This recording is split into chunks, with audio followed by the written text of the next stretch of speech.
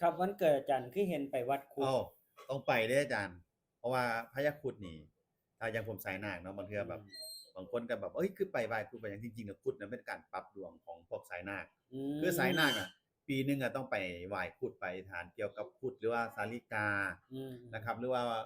ท่องคาถานกยูงทองหรือเอามาปรับนะบางคนนี่เคยได้แต่กับนางนักๆแต่พอมาช่วงหนึ่งบ่ได้เลยแบบบ่ได้อธิษฐานก็บ่ได้ค้าขายก็บ่ดีโชคลาภมันบ่เกิดต่างๆเราต้องไปแก้ดวงฝากดวงกับครุฑวันเกิดผมนี่ไป ครับนะครับแต่ว่ามื้อนี้นี่เห็นว่าอาจารย์มีอันนั้นบ่นกอีกนกถือถือนกตืดถือนะนกตืดแม่ถือนครับนะครับนผมกตืดว่าอยู่ถือนี่ลูกศิษย์คือกดหลายแท้เออือมนะครับเพราะว่า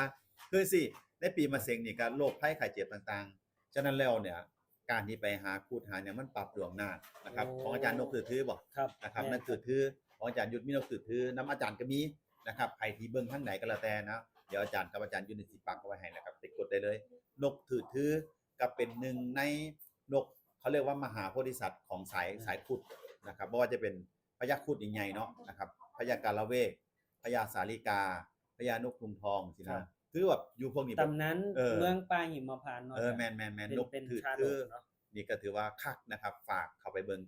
ไผที่สายนาคโดยเฉพาะสายนาคล้วนสายนาคเอาไปปรับดวงปรับแก้ปังแน่นอนนะครับฝากไว้ครับ